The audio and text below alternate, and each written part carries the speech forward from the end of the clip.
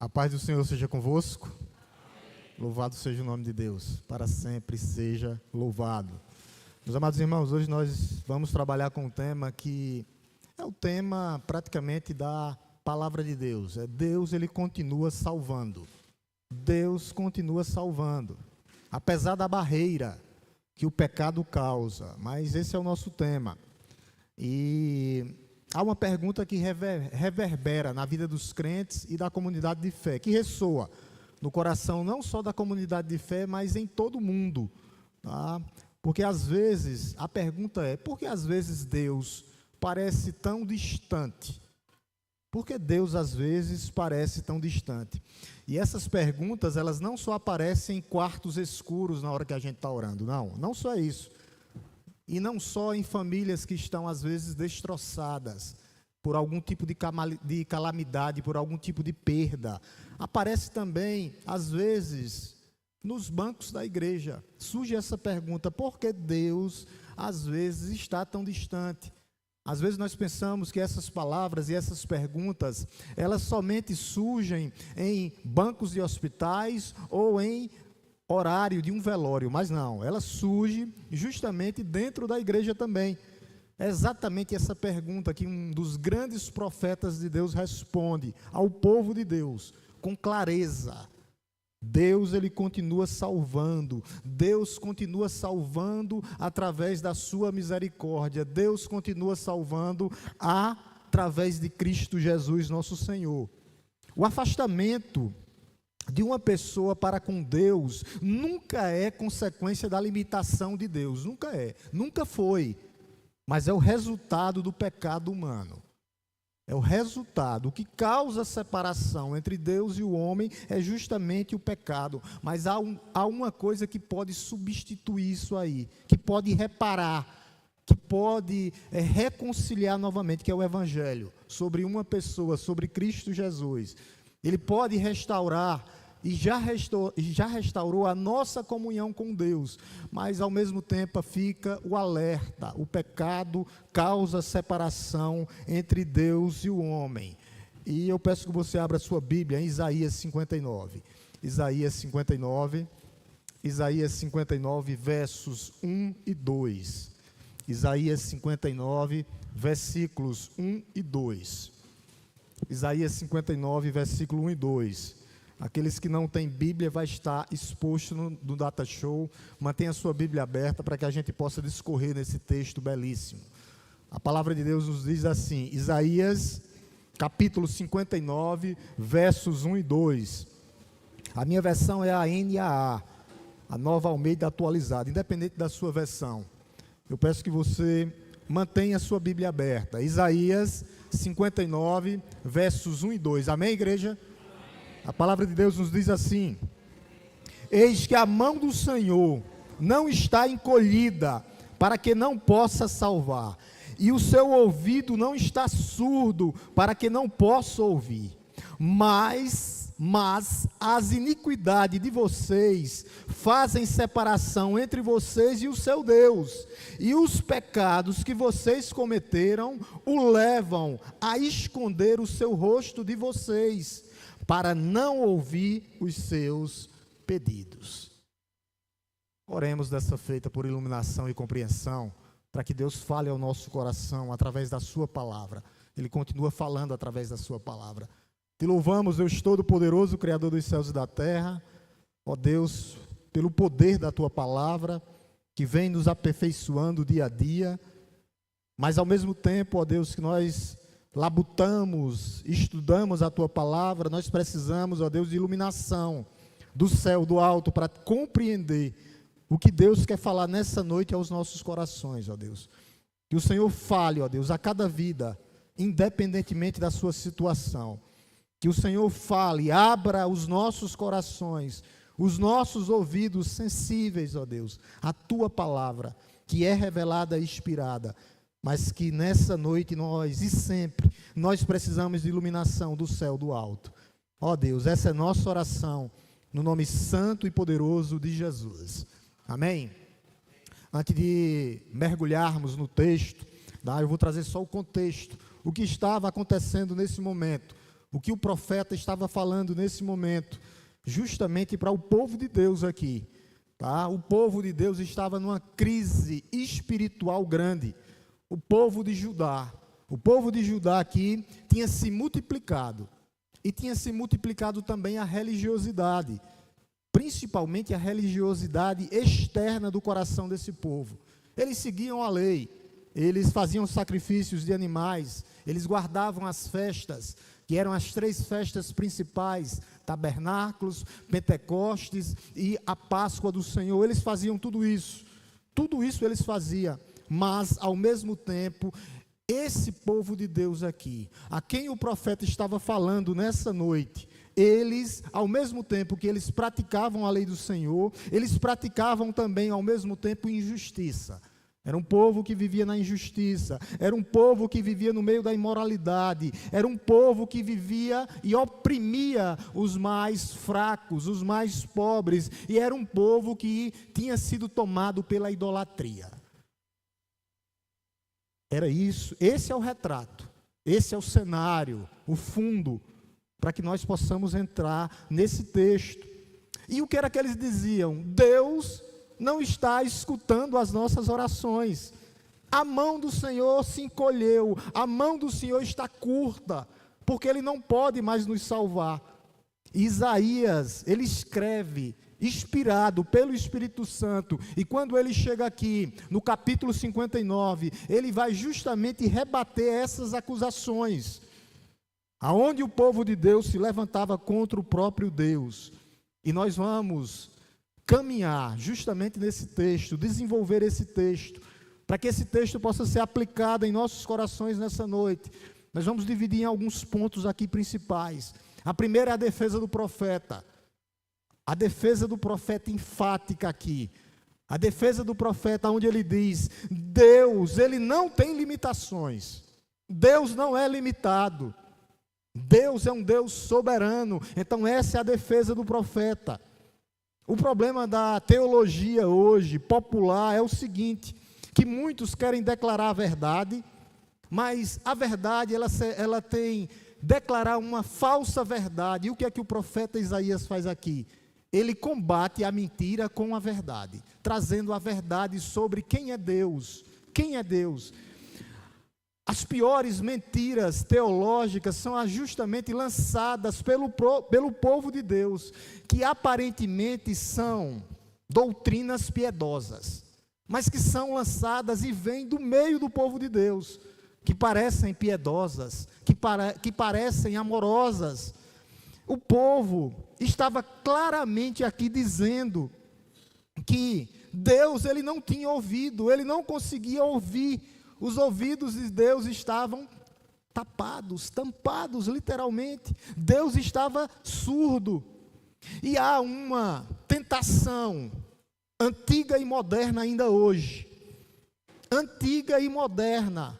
Quando nossas orações parecem não ser respondidas por Deus, quando nossas orações não estão sendo respondidas conforme a nossa vontade e o nosso querer, quando a nossa vida geralmente é sobre Deus, teorias de quem é Deus e não o verdadeiro Deus, e muitas dessas teorias, elas nascem no meio da dor, mas elas são falsas, elas são mentirosas. Algumas pessoas dizem assim, Deus, ele não pode intervir na história. Havia uma doutrina herética, que é o deísmo, que dizia que Deus, ele criou todas as coisas, mas ele depois abandonou o povo. Era como alguém que faz o relógio, o relojoeiro, e depois deixa o relógio ali, e o relógio vai continuar marcando as suas horas sozinho. Isso é deísmo, isso é heresia. Deus, ele criou o mundo e não se afastou do mundo, ele é soberano sobre o mundo. Outros dizem assim, não, porque eu tenho livre-arbítrio, agora eu estou impedindo de Deus fazer e agir por causa do meu livre-arbítrio. eu estou impedindo o agir de Deus, porque eu tenho o meu livre-arbítrio, então Deus ele não pode fazer, porque Ele não é soberano, porque toda escolha minha é minha e acabou. Isso também não é verdadeiro. E outros dizem assim, é interessante, dizem assim, Deus está sobrecarregado. Deus está sobrecarregado. O povo de Deus está pedindo tanto que não está dando tempo de Deus responder. Todas essas teorias aqui, todas elas são visões erradas do nosso Deus, que diminui Deus. O nosso Deus é um Deus forte, o nosso Deus é um Deus soberano, Ele é soberano. A palavra de Deus diz que Ele é soberano sobre os céus e sobre a terra, e Ele é soberano sobre a vida do seu povo. Ele é soberano. Isaías, ele vai combater isso aqui. Isaías diz, não, esse não é o nosso Deus, não é, porque o problema nunca foi Deus. A mão de Deus pode salvar. É isso que ele diz no versículo 1. A mão de Deus não está encolhida para que não possa salvar. No versículo 1 ele diz isso. Não, a mão de Deus não está encolhida, não. Ela está estendida e continua salvando. Quando fala da mão de Deus, vai falar da presença de Deus, da ação de Deus na vida dos seus, na vida do seu povo. É justamente isso. Deus, Ele não encolheu a mão, não, Ele estendeu o seu braço forte sobre a sua igreja e o seu braço continua estendido sobre a vida do seu povo. Aquele Deus que estendeu o braço para punir o Egito com as pragas é o mesmo Deus que continua nos protegendo, como foi no Egito, quando o anjo vingador passou. A mão de Deus, através do sangue de Jesus, estava lá protegendo esse povo. E Ele continua nos protegendo. A mão de Deus aqui é símbolo de quê? Refúgio. É símbolo de quê, pastor? De fortaleza. É símbolo de quê, pastor? De socorro bem presente. É símbolo de quê, pastor? É a mão invisível de Deus sobre o seu povo. E essa mão não mudou. Ela continua estendida sobre a vida do seu povo. Por isso que eles diziam, será que a mão de Deus está encolhida? A palavra é encolhida aqui. Será que a mão de Deus está encolhida? Será que a mão de Deus, essa era a acusação do povo de Deus? Será que o braço de Deus é insuficiente? Ele não consegue mais ser estendido? A resposta aqui do profeta é justamente ao contrário, não. O mesmo Deus que salvou essa igreja é o mesmo Deus do Antigo Testamento que abriu o Mar Vermelho para o povo passar e ser salvo do exército de Faraó. É o mesmo Deus que estendeu a mão durante 40 anos quando aquele povo atravessou o deserto. Ele é o mesmo Deus que continua com a mão estendida sobre o seu povo e a sua igreja. A mão de Deus não encolheu como o povo de Deus aqui no Antigo Testamento pensava que tinha encolhido. E isso traz implicações diretas em nossas vidas hoje. Como, pastor? Quando a crise chegar, que vai chegar na vida de cada um. Jesus disse, no mundo tereis aflições. Quando a crise parecer grande demais, quando o diagnóstico de uma doença parece ser definitivo, que vai trazer morte, quando um casamento parece sem solução, Deus não encolheu a mão sobre o seu casamento, a mão está estendida sobre o seu casamento e sobre a sua família. A mão de Deus continua estendida e não encolhida. Deus não diminuiu, não, Ele é e tem todo o poder sobre todos os tempos, desde o início da história. Na eternidade afora, Ele tem todo o poder e toda a autoridade. Ele continua salvando, Deus continua sustentando, Deus continua mantendo sua igreja. É isso que Deus continua fazendo. Ele continua libertando. Ele liberta a humanidade do peso do pecado espiritual. Ele é Deus que está com a mão estendida. Ele derrama graça acessível pela sua igreja, através das Escrituras. Como foi lido aqui, a mão de Deus não está encolhida. Deus continua salvando, e não só salvando, mas transformando vidas, transformando histórias, fazendo e trazendo recomeços de vidas na vida da igreja. Deus continua o mesmo de ontem, hoje e eternamente, e Ele não muda. Ele continua sustentando sua vida, Ele continua sustentando, Ele é Senhor da sua história, Ele é Senhor da sua casa, Ele é Senhor dessa igreja. Ele é o Deus sustentador, enquanto a salvação é o resgate da condenação, o sustento é o cuidado de Deus diretamente no meio do seu povo, sem interrupção. Ele continua cuidando, Ele continua sustentando, Ele continua nos guardando dos desafios que vão aparecer. Ele promete ser o nosso amparo constante e eterno. Amparo na hora das quedas, porque passaremos por dificuldades, passaremos por necessidades fisiológicas, físicas e espirituais. Ele continua nos mantendo, Ele continua nos sustentando, Ele é Senhor, Ele continua provendo em nossas vidas, Ele é o provedor maior, Ele continua provendo, Ele continua nos dando força, Ele renova as nossas forças espirituais e físicas para podermos continuar. Ele é Deus, o Deus Todo-Poderoso, o Deus que te sustenta na hora da fraqueza, e não só te sustenta, mas Ele te mantém. A palavra manter na Bíblia aqui, Ele mantém os seus, aqueles que são seus. É a garantia de quê, pastor? Da minha fidelidade, não da fidelidade de Deus sobre as nossas vidas, no meio da adversidade, no meio da crise econômica, no meio da crise espiritual que a igreja está passando, no meio do caos que o mundo está vivendo. Ele continua nos mantendo. A sua fidelidade é inabalável, por isso que nele você pode confiar plenamente e completamente. Nele você pode confiar.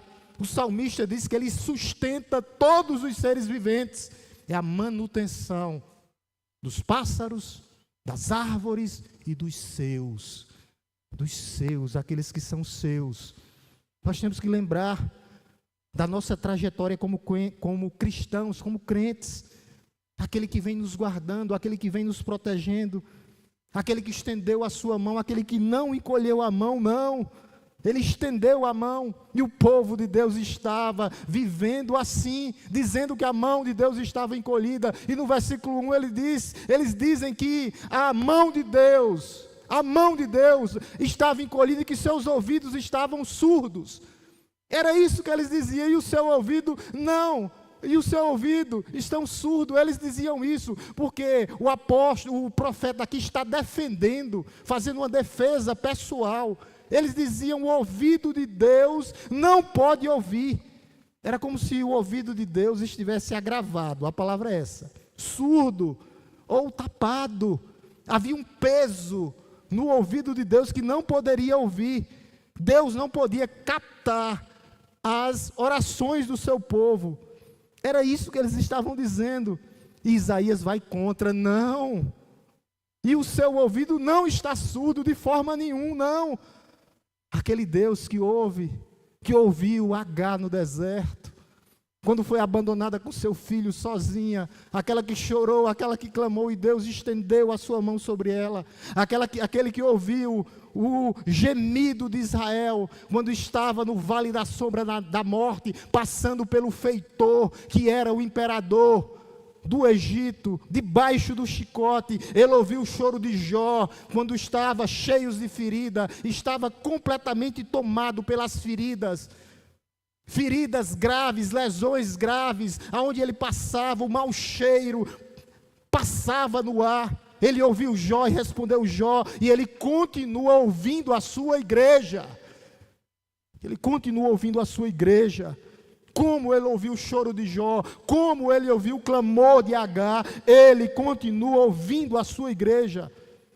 Nós temos que lembrar que Ele vai nos responder no seu tempo e conforme a sua vontade. Esse é o ponto do versículo 1, que funciona justamente com essa dupla verdade. Deus continua salvando, Deus continua ouvindo. Ele é Deus, o soberano. soberano. O problema insiste no meio do povo de Deus, mas não na vida do profeta, porque o profeta confiava em Deus. O profeta falava a palavra de Deus, e nós temos que continuar clamando a Deus e sabendo que sua mão está estendida, que os seus ouvidos estão abertos para nos ouvir.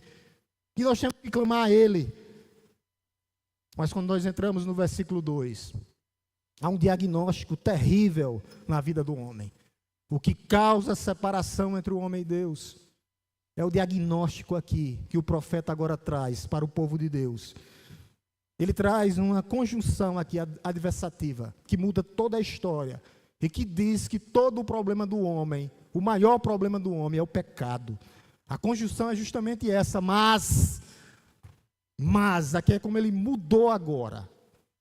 Mudou a chave, mas o Deus continua salvando, continua com sua mão estendida, não encolhida. Os seus ouvidos estão atentos às nossas orações. E agora ele vai dizendo mas. Por isso que ele começa com mas aqui. Uma pequena palavra que muda tudo. O peso da teologia do pecado. Tudo o que foi dito antes. A capacidade divina de ouvir, de responder, de falar, de salvar a sua igreja e o seu povo. Encontra aqui uma contrapartida humana, que sempre vem da parte do homem, que é o que, pastor? A incredulidade, que é o que, pastor? O pecado, o que causa separação entre o homem e Deus. Ele vai dizer justamente isso, as nossas iniquidades, as iniquidades de vocês, do povo de Deus, causa o que? Separação. A palavra aqui é afastar. Vocês estão divididos pelo muro, afastados de Deus, distantes de Deus, porque o pecado não confessado, as iniquidades mantidas, causa separação entre Deus e o homem. Ele usa a mesma palavra, lá em Gênesis 1, quando ele diz o quê? Que ele fez separação entre trevas e luz. Olha como é as coisas de Deus. Quando ele está criando, haja firmamento, haja luz, e ele vai dizer lá em Gênesis 1, quando ele diz, ele fez separação entre o que, pastor? Entre trevas e entre luz. É essa separação aqui que ele está dizendo. Os filhos da luz não vão viver na prática do pecado, mas aqueles que vivem na prática do pecado, vivem em trevas. A palavra é a mesma, o mesmo sentido de separação. E o pecado, a iniquidade de vocês, ele diz aqui, para o povo de Deus, causa essa separação. E nós temos que estar atentos a isso. A mesma palavra de Deus, quando Deus disse, haja luz, haja separação, agora o pecado causa essa separação, esse distanciamento. O que é separação? É importante dizer o que é que Isaías está dizendo aqui, tá? O que é essa separação? Primeiro, o que não é. Tá? Primeiro, o que não é. Deus não deixou de existir, Ele continua lá no mesmo local. Soberano, reinando sobre as nações, reinando sobre a terra, reinando sobre o céu. Deus não deixou de ser soberano em nenhum minuto. E também Deus não deixou de ser amor, Ele continua sendo amor. Amor. A separação aqui não é antológica, não, no sentido de pertencimento, não. Mas é sobre o ser de Deus, é sobre uma relação que foi quebrada por causa do pecado, é uma relação intencional que houve separação, porque o pecado causa esse distanciamento entre Deus e o homem.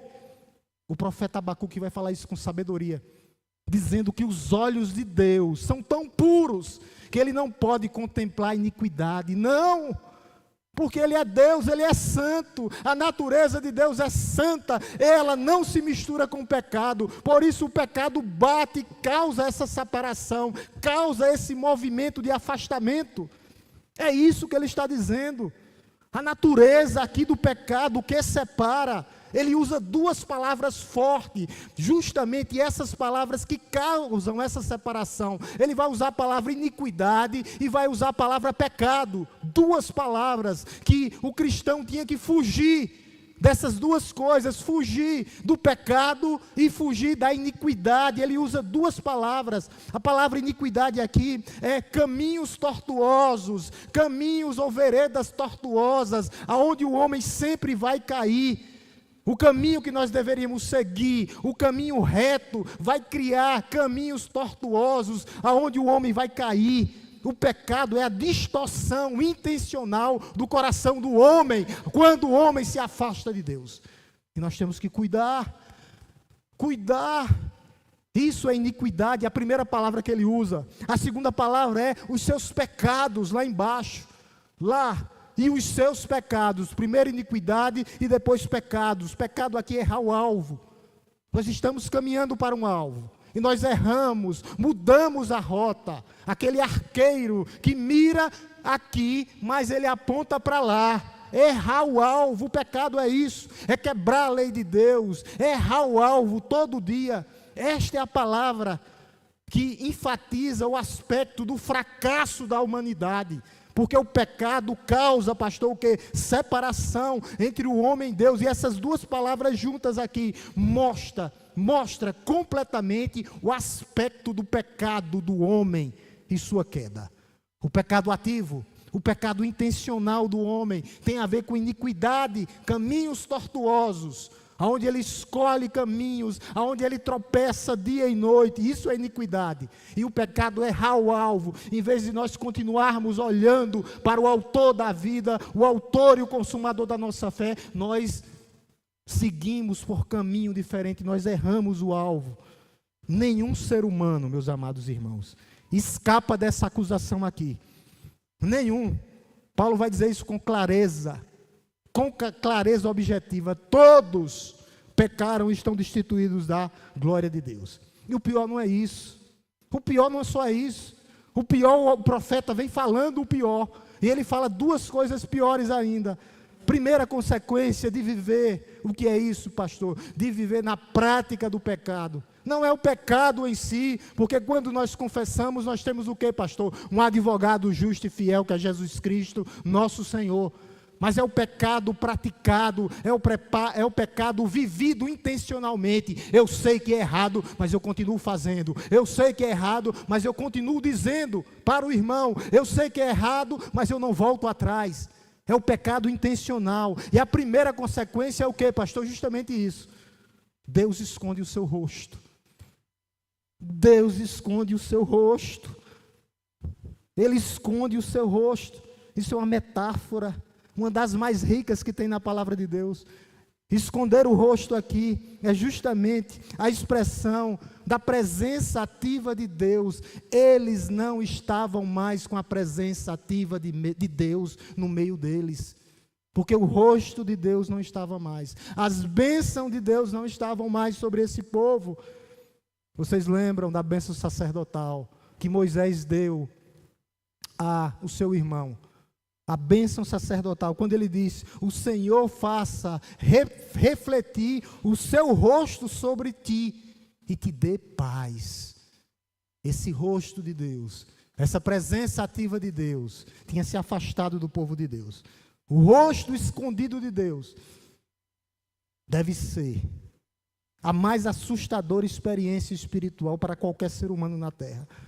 O silêncio de Deus, a ausência de Deus, a ausência das bênçãos espirituais, a ausência da graça derramada sobre o seu povo, o distanciamento de Deus, Deus tirar o seu rosto, tirar a sua face do meio do seu povo. O salmista conhecia isso muito bem, no Salmo 27, quando ele diz: não escondas o teu rosto de mim. Eu quero colocar isso aqui, que a igreja, a gente tem que dizer junto com a igreja isso. Salmo 27, 9, depois você pode voltar automaticamente. Salmo 27, 9. 27, 9, vamos ler, igreja. Não me escondas, Senhor, não rejeites, Tu és o meu auxílio.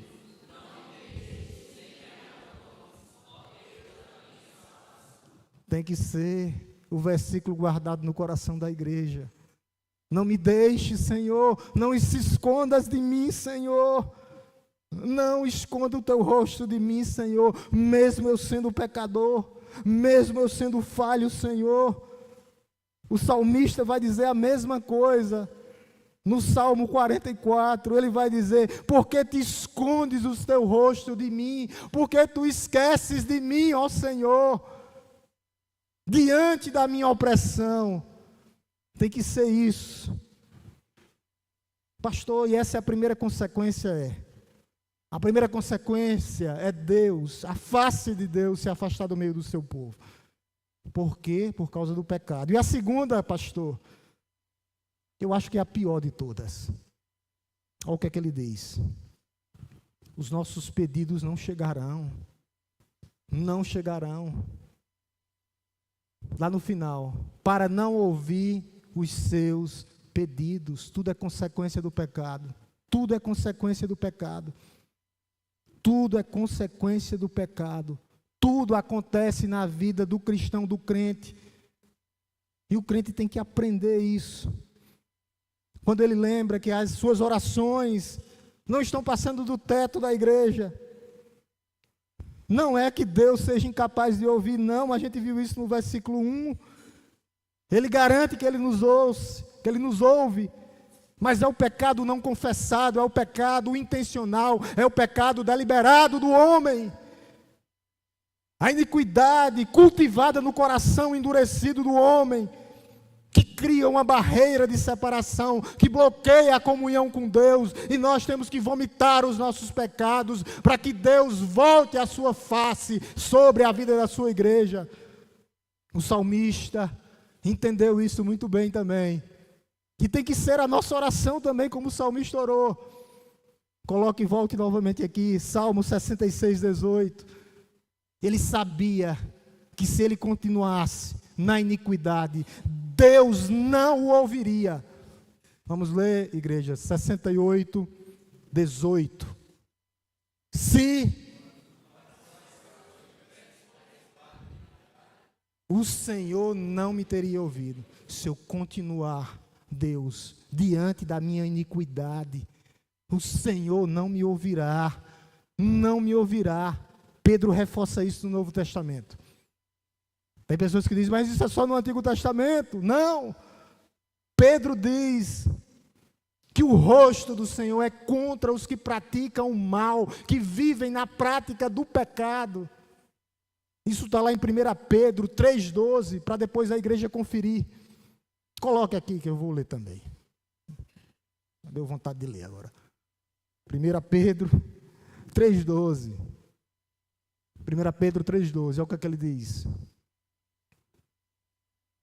Porque os olhos do Senhor repousam sobre os justos, e os seus ouvidos estão abertos. Vamos, igreja.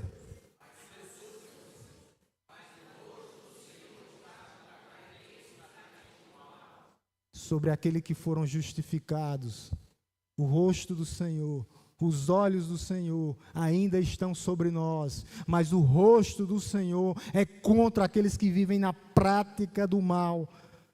Por isso que a justiça divina exige que cada pecado nosso seja tratado individualmente. Cada um dos nossos pecados. Para o quê, pastor? Para não comprometer a nossa relação com Deus. O perigo do silêncio de Deus. Talvez esse seja o maior julgamento sobre a humanidade. Seja o silêncio de Deus. Não a ira de Deus, mas o silêncio de Deus. Quando Deus fica em silêncio, eu acho que isso deve ser o pior terror, o maior horror da vida de um crente. Não necessariamente uma punição imediata e visível, não, mas o silêncio de Deus, o silêncio espiritual. E nós não podemos ficar com essa apatia espiritual, com esse vazio dentro do nosso coração, sem confessar o nosso pecado interior. Nós temos que confessar o nosso pecado, e isso deveria despertar a igreja, despertar completamente a igreja. Tem que despertar a igreja para tudo, para que nós não venhamos cair. Porque nós podemos ter uma pregação cristocêntrica, mas não ter confessado o nosso pecado, ou o meu pecado, eu estou falando de mim. Nós temos músicas maravilhosas, mas se o meu pecado não for confessado, Deus está distante de mim.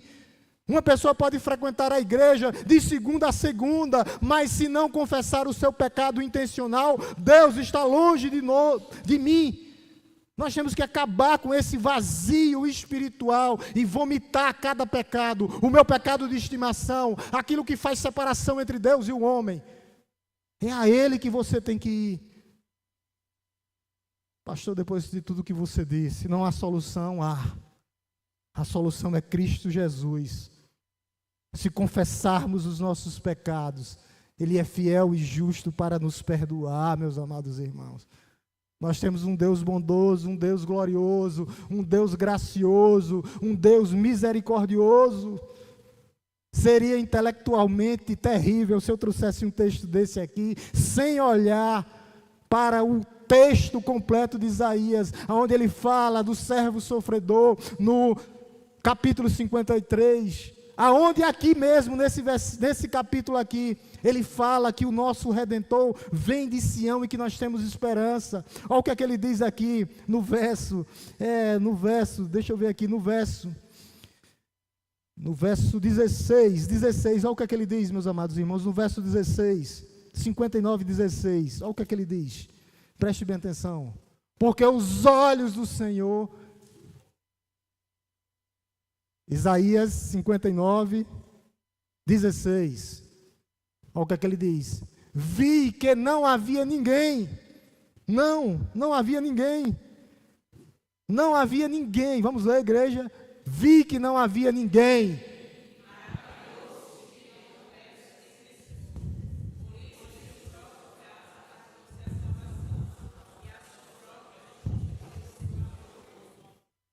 Que texto maravilhoso. Quando ele olhou de cima para baixo para a humanidade, o que é que Deus está dizendo aqui? Viu que nenhum ser humano poderia resolver o problema do pecado. Nenhum ser humano. Por isso ele resolveu descer com o seu braço forte e poderoso. Ele veio em carne como Jesus Cristo, o homem. Ele viu aqui que ninguém poderia resolver, nenhuma quantidade de esforço, nenhuma religiosidade, nenhuma penitência, nenhuma reforma moral remove a barreira entre o homem e Deus. Somente aquele que virá de Sião, que é o nosso Redentor, que é o nosso único mediador, pode quebrar essa barreira entre Deus e o homem, e o nome dele é Jesus Cristo, nosso Senhor.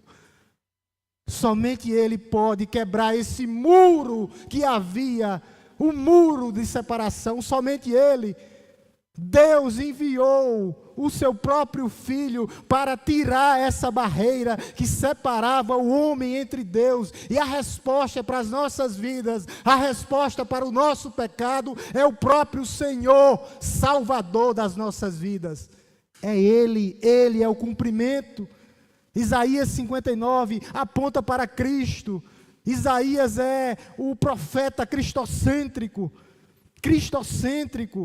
onde ele diz que tudo vai se concluir em Cristo. Quando Paulo diz que o próprio libertador vem de Sião para libertar não somente os judeus, mas para libertar os gentios e os judeus, para libertar a sua igreja dos seus pecados. O problema do diagnóstico de Isaías é resolvido em Cristo Jesus, nosso Senhor, nosso Salvador. Quando ele diz, lá em Isaías 53, que ele foi traspassado por causa das nossas transgressões, esmagado por causa das nossas iniquidades, o castigo que estava sobre ele, o castigo que nos traz a paz estava sobre ele, sobre as suas pisaduras, fomos sarados. O problema do pecado só pode ser resolvido na cruz do Calvário, com o derramamento do próprio sangue do Cordeiro de Deus, que tira o pecado do mundo. Somente Ele pode resolver o problema do pecado.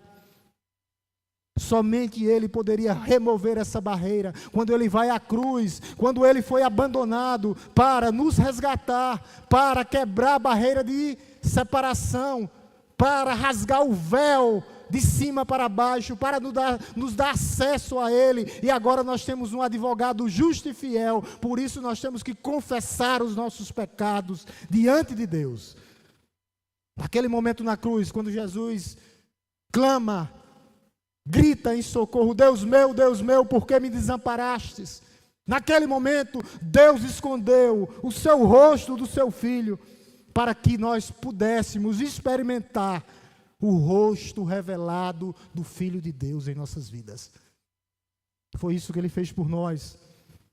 Ele tornou a nossa separação uma reconciliação.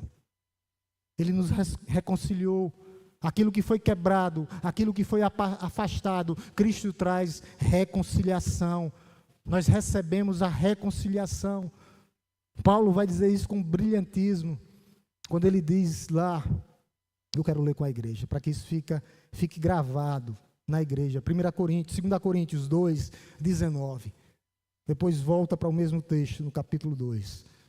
Olha o que é que ele diz. 1 Coríntios, somente através de Cristo. 2 Coríntios, 5,19. 2 Coríntios 5,19. Vamos ler aqui, igreja. 2 Coríntios 5,19. A saber,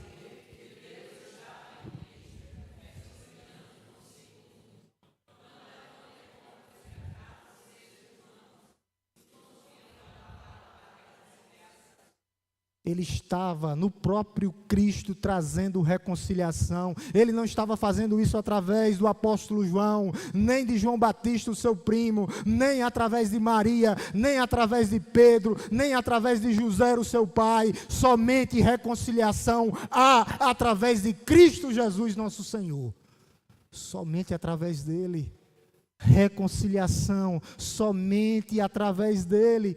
A barreira foi removida, o véu foi rasgado, a aproximação agora, a reconciliação, o rosto de Deus que foi retirado do seu povo, agora volta novamente. Nós voltamos à presença de Deus através de Cristo Jesus, de nenhum outro homem, dado no nome, entre os céus e a terra podemos ser salvos, somente através de Cristo. Deus, Ele quebra esse muro, Deus quebra essa barreira. Pastor, e agora como é que eu tenho que responder? Qual a minha resposta para isso? Fé. Fé. Qual a minha resposta para toda essa pregação? Arrependimento. Para que a barreira seja completamente, totalmente quebrada. Não são experiências místicas, não. É a necessidade de uma resposta pessoal em Cristo. E essa resposta vem com fé e arrependimento no Filho de Deus que nos salvou e morreu por nós. O Redentor que nasceu em Sião, que nasceu no meio do povo de Deus. É através dele que nós possamos ser reconciliados. O arrependimento é um ato do ser humano. Um ato do ser humano. Porque há uma barreira real entre o homem e o Deus. É o pecado que causa separação.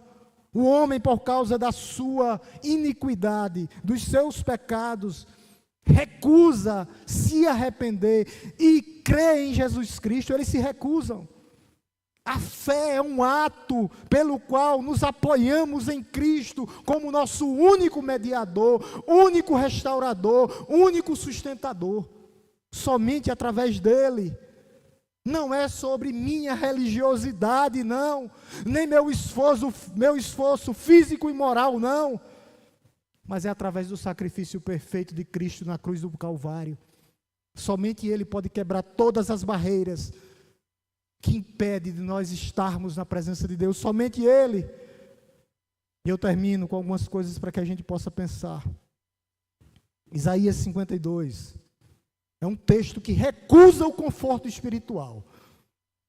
É um texto que recusa a autoilusão religiosa. Recusa totalmente.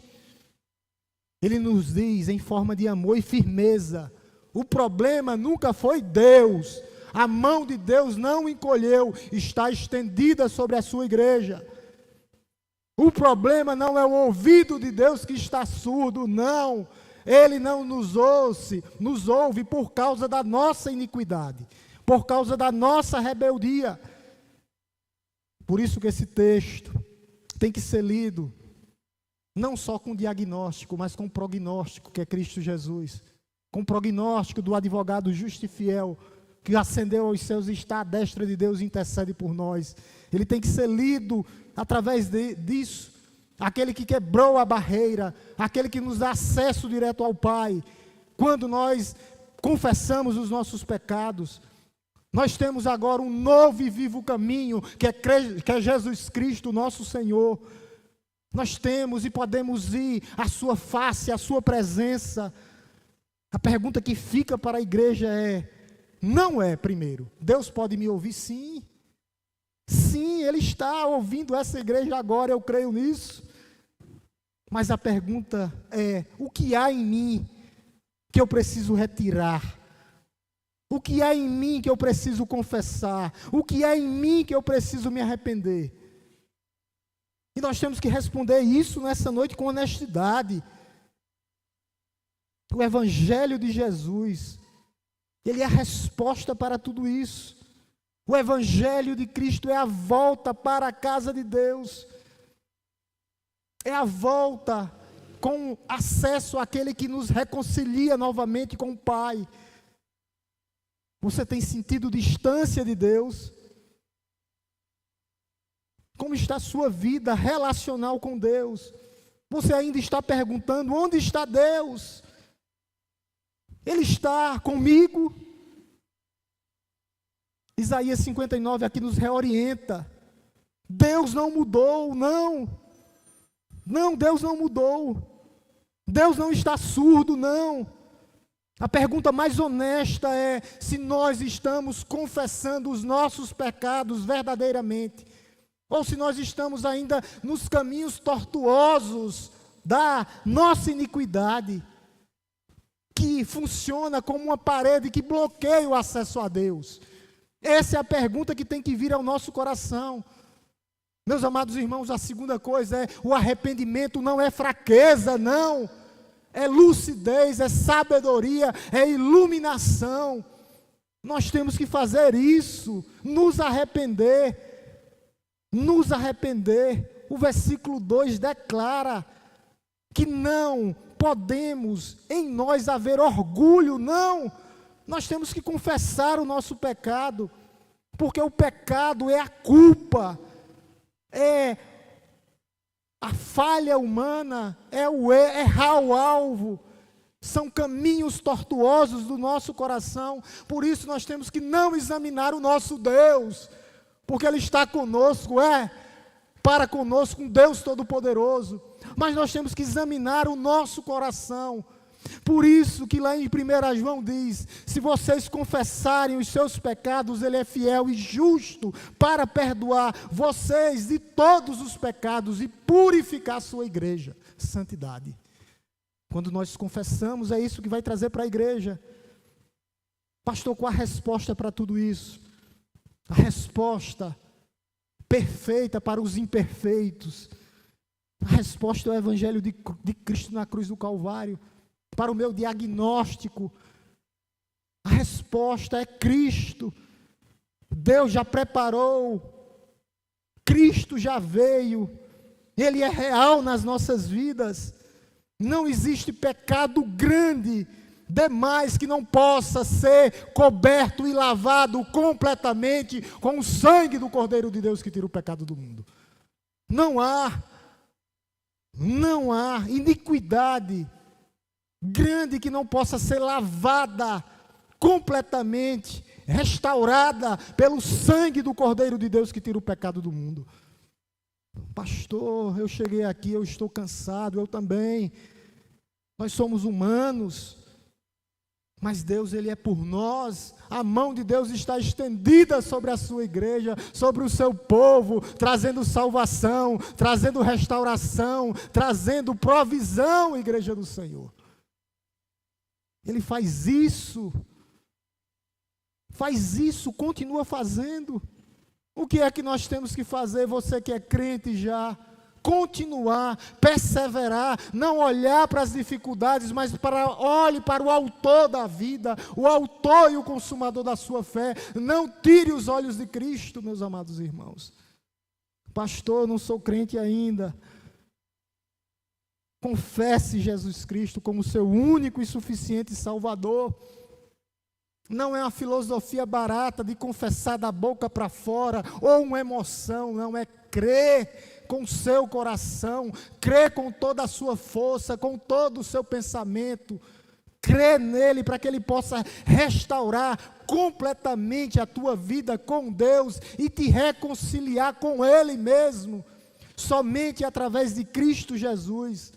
O problema é que às vezes nós estamos terceirizando os nossos pecados, os nossos problemas. Eu olho e digo, a culpa é do irmão, a culpa é da irmã, a culpa é da liderança, a culpa é do irmão que está do meu lado. Não, a culpa é do pastor.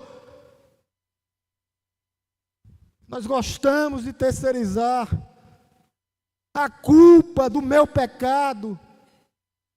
Alguns dizem, não, foi a criação do meu pai que não foi boa. Não, eu estou cheio de traumas. Não, Cristo é poderoso para nos limpar e nos purificar completamente. Não terceirize o seu problema. Vá a Cristo com Ele, que Ele te restaura completamente, meu amado irmão. Completamente, totalmente. Ele quebra esse muro, Ele quebra essa barreira, Ele destroça essa separação, Ele rasga o véu para que você possa ter acesso direto ao Pai, e Jesus Cristo como mediador intercede por você. Pastor, mas eu sou crente, é para você, é para mim. Aonde nós estamos errando? O que é que nós temos que dar 3 passos para trás, confessar e não fazer mais? Como Jesus disse com aquela mulher, vai, não peques mais.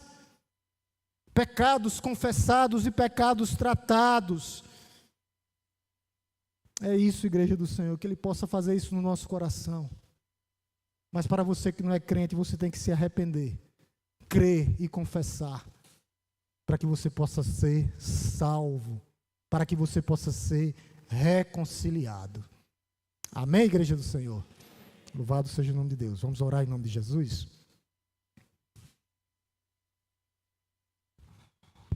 Te louvamos, Deus Todo-Poderoso, Criador dos céus e da terra, pela Tua palavra, ó Deus, aonde diz que a Tua mão não está encolhida, para que possa nos salvar de forma nenhuma, e os Seus ouvidos não estão surdos. O Senhor ouve o nosso clamor, o Senhor ouve a nossa oração, o Senhor ouve a nossa petição, o Senhor sabe que a nossa adoração nessa noite foi genuína, porque o Senhor é o centro das nossas vidas.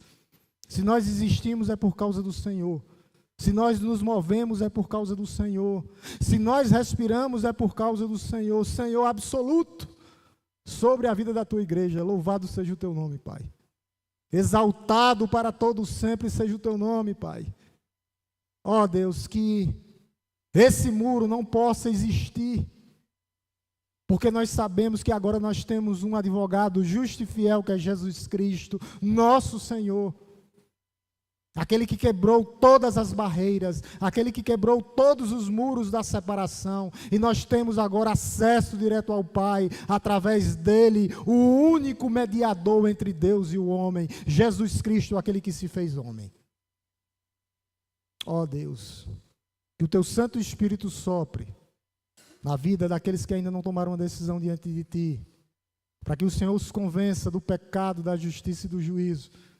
Nós não podemos fazer nada, ó Deus, mas o Senhor pode fazer grandes coisas, transformando, mudando, restaurando, salvando, porque a Tua mão não está encolhida. O Senhor continua o mesmo de ontem, hoje e eternamente.